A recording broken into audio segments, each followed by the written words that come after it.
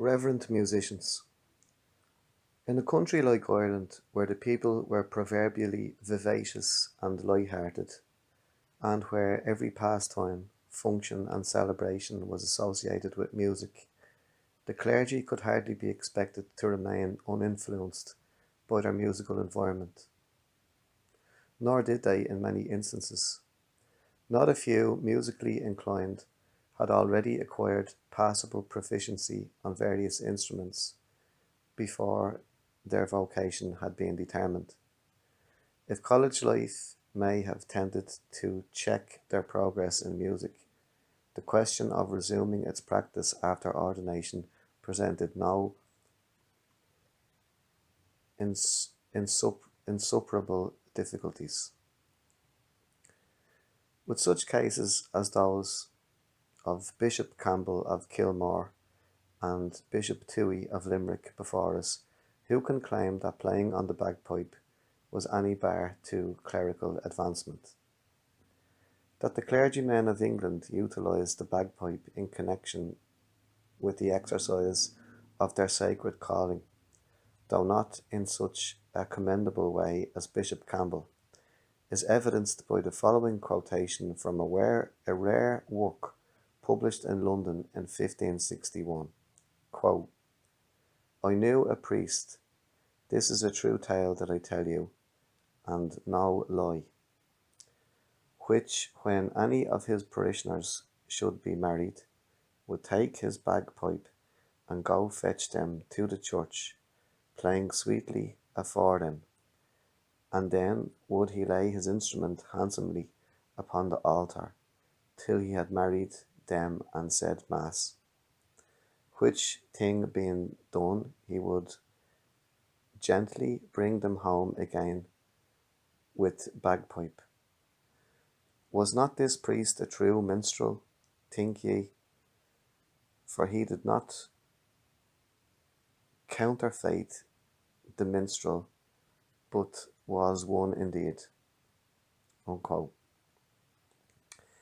Peasants and princes, parsons, priests, and prelates were alike addicted to playing the pipes. Nearly all but the first named being, for obvious reasons, restricted to the privacy of their own homes while indulging in their musical hobbies. This restraint,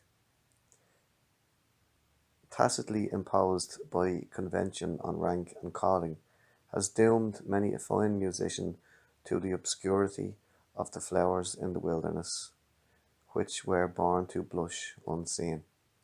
Hence the brevity of their annals. There is ample evidence in early Irish writings to show that the bagpipe was used in religious processions, and the custom of having pipers lead funeral processions to the cemetery and play a lament over the grave survived down to the middle of the 17th century at least. We must bear in mind, however, that only the war pipe or peab mór could be used for marching purposes. Even in this generation, performers on the union pipes have played sacred music at the celebration of Mass, as instanced elsewhere in this work. The Right Reverend Andrew Campbell. Perhaps the most remarkable case in which the bagpipe has been utilised in the interests of religion is that mentioned by Cardinal Moran of Melbourne, Australia. In 1885, an English gentleman who happened to pay a passing visit to His Grace Dr. James Browne, Bishop of Kilmore, in County Cavan, was astonished to see in the sitting room the picture of a Highland piper in full costume, occupying the place of honour between the pictures of two of Bishop Browne's predecessors. His surprise was by no means lessened when informed that the Highland piper was none other than the Right Reverend Dr. Campbell, a former bishop of the diocese who ruled the see from 1753 to 1769. In the penal days, when his episcopate was outlawed, he availed himself of his skill as a piper and the costume which effectually disguised him while ministering to the spiritual wants of the scattered flock. The Reverend Edward Sterling, Parson Sterling. This renowned musician, who flourished in the second quarter of the 18th century, was appointed rector of Lorgan, County Cavan, in 1737. As a piper and composer, Parson Sterling, as he was called, was almost as famous as Piper Jackson, who, though his junior by about a score of years, may be called his contemporary.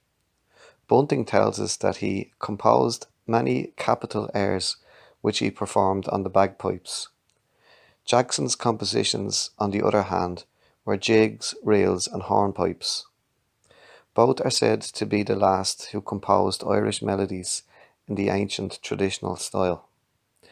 The only one of Parsons' airs now known by name is The Priest of Lorgan, but it is doubtful of its music or identity. It is doubtful if its music or identity is known in this generation. Catherine Martin of County Meath is mentioned by Arthur O'Neill as a good harpist who confined herself to modern compositions by Parson Sterling. Bunting, however, did not see fit to take down any of her tunes, consequently they are all forgotten. The Reverend John Dempsey would probably have lived and died unknown to fame outside the confines of his own parish, but for his skill as a performer on the union pipes. He flourished between the years 1770 and 1790, according to Grattan Flood, was a native of County Wexford, but was affiliated with the Diocese of Kildare, and served as assistant priest for 20 years in the parish of Killay in the King's County. As a piper, his ability must have been exceptional, otherwise the memory of his reputation would hardly have survived the obliterating vicissitudes of time, since his death in 1793 at the round scriptural age of 76 years. The Reverend Charles Macklin of the Episcopal Church, it appears, was a more enthusiastic but less discreet votary of the fascinating union pipes than Father Dempsey. According to Lady Morgan, this reverend piper was a marvellous performer on the Irish bagpipes, that most ancient and perfect of instruments. He was a nephew of Charles Macklin, the celebrated actor and dramatist, who was born in 1690 and lived to be 107 years of age. The family name was McLaughlin, but owing to the difficulties his English friends had in pronouncing it, the uncle abbreviated to Macklin in 1743. Naturally enough, his immediate relatives, including the subject of this sketch, followed his example. Wit, originality, and eccentricity were in the Macklin or McLaughlin blood, and this in a measure accounts for his whimsical prank of playing out his congregation with a solo on the bagpipes after his service. For this breach of religious decorum, he was dismissed from his curacy in the Diocese of Clonfert, County Galway. Reverend Alexander Nichols. When Alec Nichols was ordained a minister of the established church late in the first quarter of the 19th century, he was given a lucrative living in the barony of Carrigallen, County Leitrim, not far from Crossan, his birthplace. But the lady by whose influence the desirable gift had been obtained, it turned out, expected to secure the handsome clergyman for a brother-in-law. Unaware of the big parson's aversion to womankind, notwithstanding his many attractions, she felt mortified on his declining to marry her sister. Embittered by the miscarriage of her cherished scheme, she caused the cold and unresponsive parson to be deprived of the living which, in her selfishness, she had obtained for him. So he had to be satisfied with an uncoveted assignment at Kilgareth thereafter. An incorrigible woman-hater, he consoled himself in the isolation of his rectory with the music of his beloved bagpipes, on which he had been taught to perform quite cleverly by his cousin, Augustus Nichols, a local landlord. Often would he play for hours at a time in the solitude of his library, undisturbed by comment or applause. No less austere than Saint Kevin, no woman was ever permitted to invade the parsonage, his only servant or factotum being Mickey Bourne, who, like Dean Swift's man, was something of a humorist in his way. Between them, master and man did their own cooking.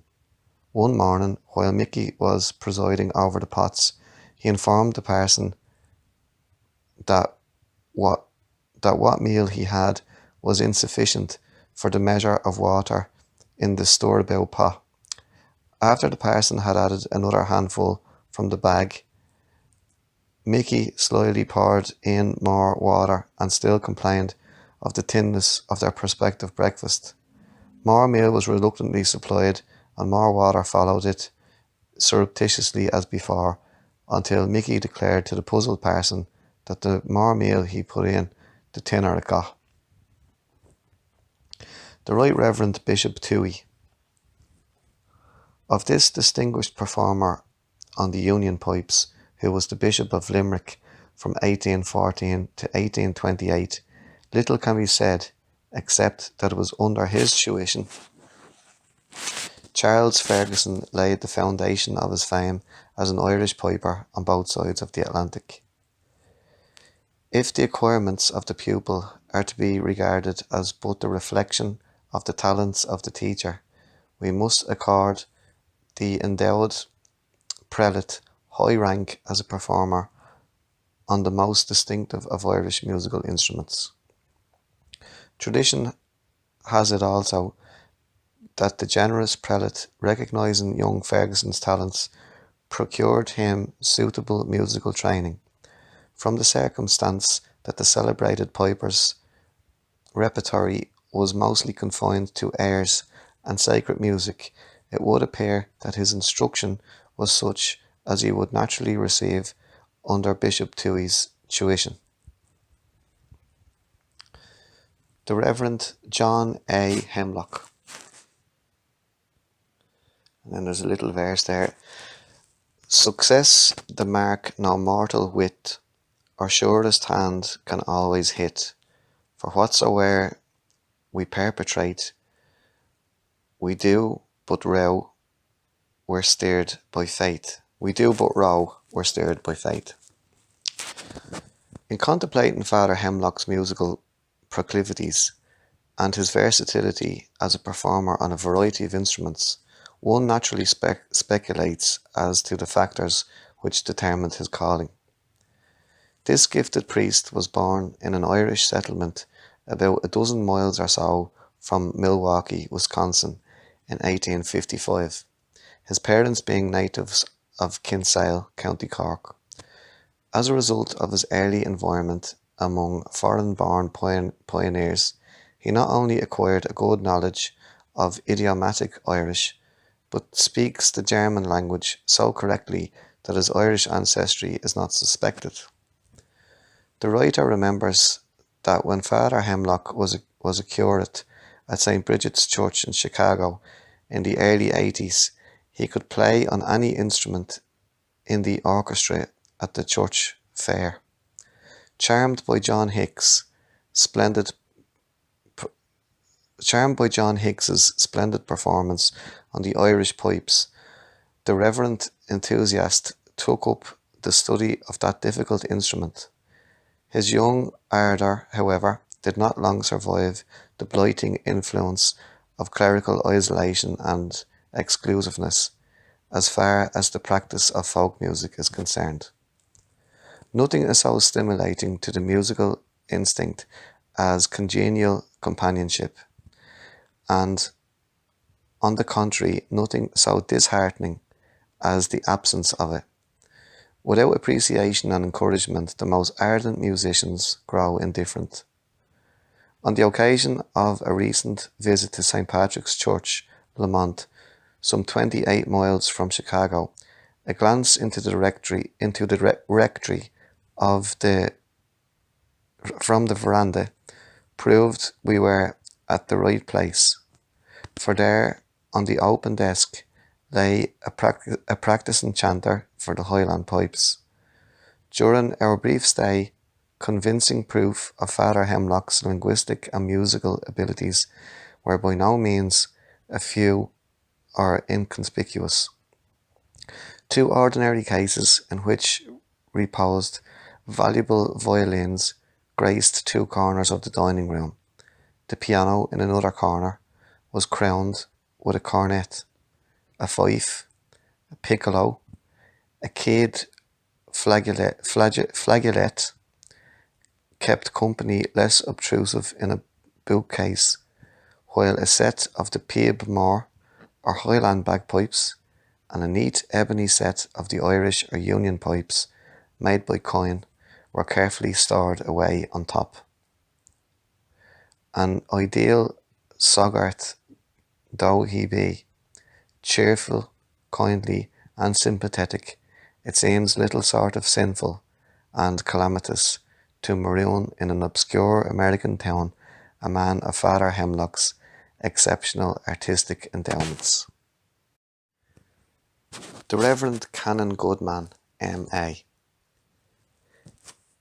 He was remarkable for his great charity to the poor, and repaired sets of pipes for all comers free of cost. If blessings do any good, he certainly obtained an abundant supply. Such were the words of one who knew intimately the amiable Rev James Goodman, Canon of Ross and Professor of Irish in Trinity College, Dublin. What better credentials could be presented at the gates of paradise? Universally respected, wherever known for his sterling qualities of head and heart, Canon Goodman came prominently into the limelight when the Gaelic League launched the Irish Revival. Irish music, games and pastimes had declined almost to the vanishing point. The old-time traditional musicians were seldom seen at fair or feast. Their instruments were put away, and not a few of them, blind or helpless, found a humiliating refuge in the poorhouse. All through those long years of national decay, Canon Goodman continued to indulge his taste and love for music, and his favourite instrument was the Irish or Union pipes, upon which he had become an excellent performer. The circumstances of a man of his cloth, a canon of the established church, being an accomplished Irish piper, naturally attracted public attention, and the esteem in which he had always been held grew into admiration, undiminished to the day of his death on the 18th of January 1896. He was born at Dingle, County Kerry, in the year 1828, and he grew up in the most western town in Ireland, where he acquired his mastery of the Irish language. His father and grandfather had been rectors of Dingle, although the latter, Reverend John Goodman, also held the family living of Kemerton in Gloucestershire, England. All members of the Goodman family spoke Irish fluently and conversed in it even when visiting other countries, so that the future professor, always modest and democratic, had no trouble while associating intimately with his schoolmates and their people in picking up the airs and tunes which formed the nucleus of his manuscript collections, now deposited in Trinity College Library. In this respect, He enjoyed exceptional opportunities in the acquaintance of Eugene Uilleann, a piper of renown, brother of Michael Uilleann, no less distinguished as a fiddler.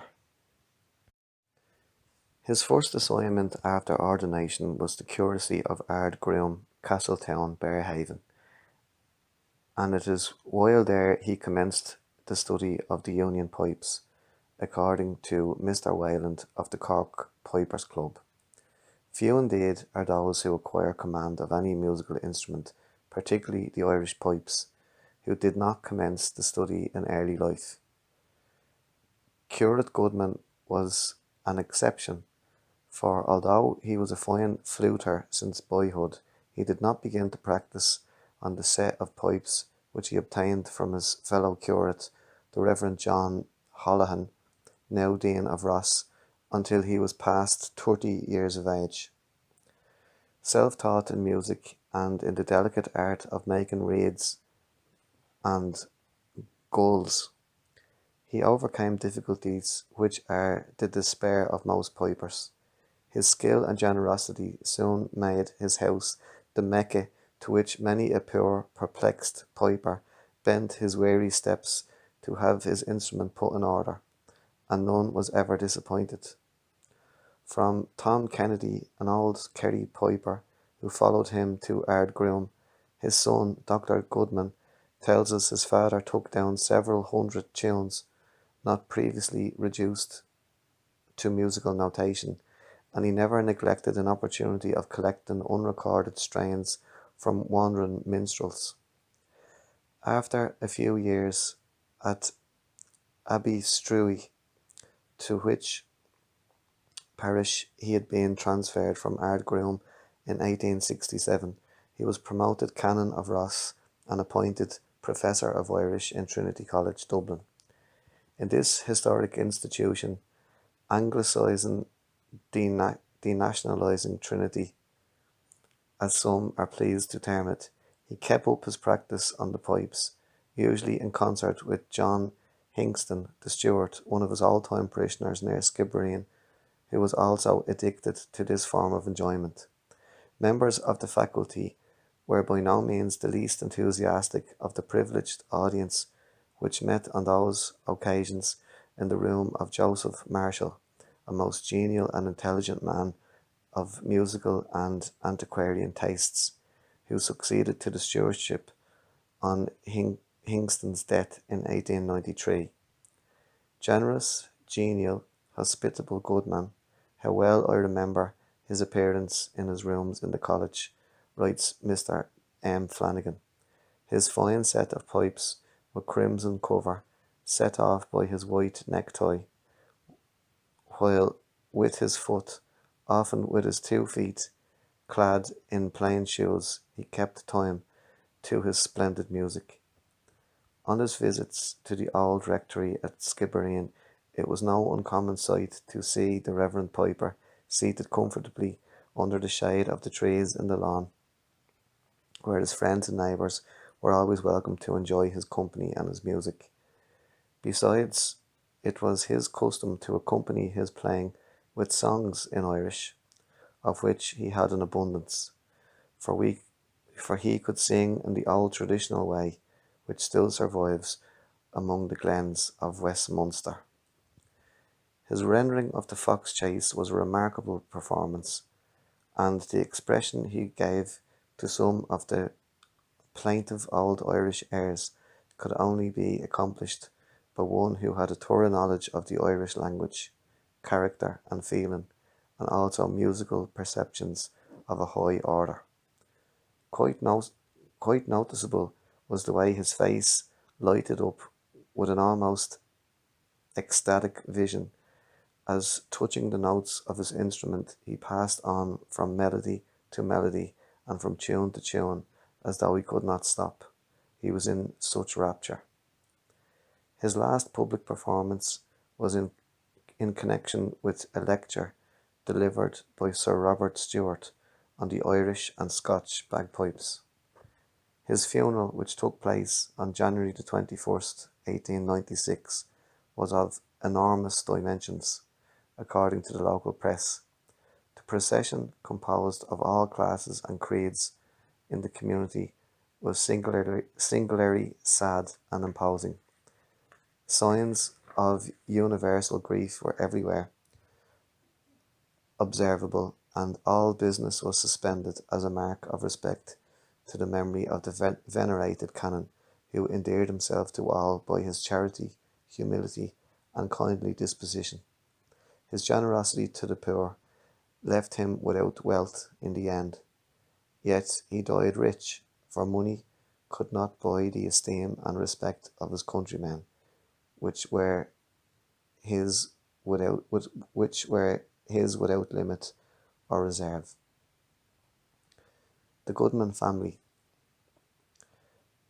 From the statement that Canon Goodman's grandfather, the Dingle, rector of Dignal, also held the living of Kemerton, Gloucestershire, we would naturally infer that he was a native of England. Be that as it may, it is certain that the Goodmans have been settled in Ireland since early in the 17th century. The name appears in the list of English Puritan colonists who landed at Kinsale on the invitation of Lord Cork after the departure of the Spanish fleet. Based on information which proved to be incorrect, it was stated in Irish folk music, a fascinating hobby, that P. Goodman, professor of music in Central Training College, Dublin, was Canon Goodman's son. The latter's only surviving son is Dr. Frank Goodman, in practice at Brigg in Lincolnshire in England. It appears that Reverend Thomas Goodman, born in 1657, was precentor of Ross, and that his son Richard was the vicar of Ballymodon in 1692, and for years thereafter figured extensively in church affairs in that part of the country. Another son, Thomas, was vice choral of Ross, where he was licensed to keep school at his residence in the churchyard. Premature burial. When Richard's wife Hannah died, the coffin was laid in the family vault at Ross Cathedral. Before daylight next morning, the sexton, who thought the diamond ring he noticed on her finger would be of more service to him than to the dead, entered the vault with a view to gaining possession of it.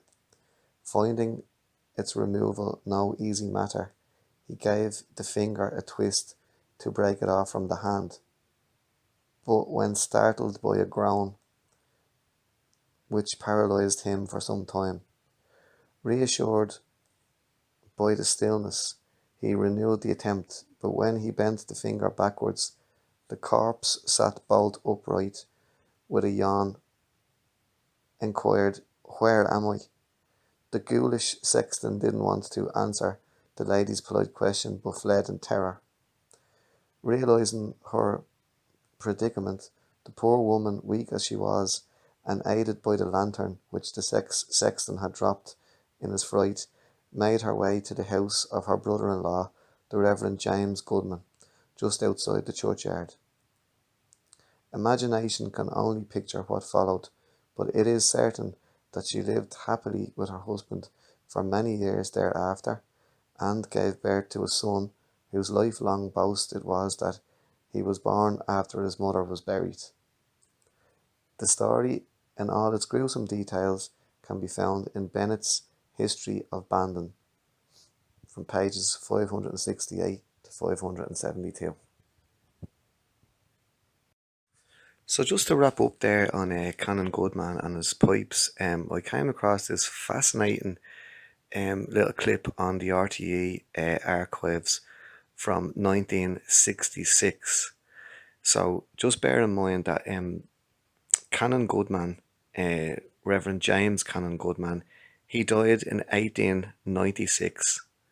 So 70 years later, in 1966, this happened, or this came about. So just have a listen to this.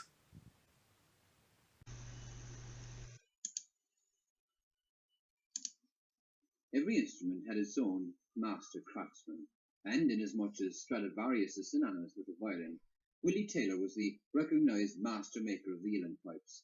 Micheál O'Riordan, yours are a Taylor set, but I believe there's a particular history attached to these pipes. Yes, they are a very historical set. A set back from the grave, if you like to put it that way. These were presented to me 2 years ago, and the story told to me by the gentleman that presented them to me was they were originally the property of Canon Goodman. He was a Protestant clergyman in Skibbereen and a lecturer, professor of Irish in Trinity College in Dublin. He was a very famous piper and a very famous music collector. Well, when he died, he wished that the pipes were to be buried with him. And his old friend, Alderman Fair of Cork, had the wish carried out and decided after a few days, well, to go down and take up the pipes again. He said he would consider that it was a pity that a fine set of pipes like this would be allowed rot in the grave. So he took them up, and they were lying in his house for about 6 to 7 years. Then I came by them, because when I was teaching the School of Music, the old man that was in the house at the time was worried as to what would happen to them, considering their historical interest, so he presented them to me. Well, the very fact that they are so old must undoubtedly make them very valuable.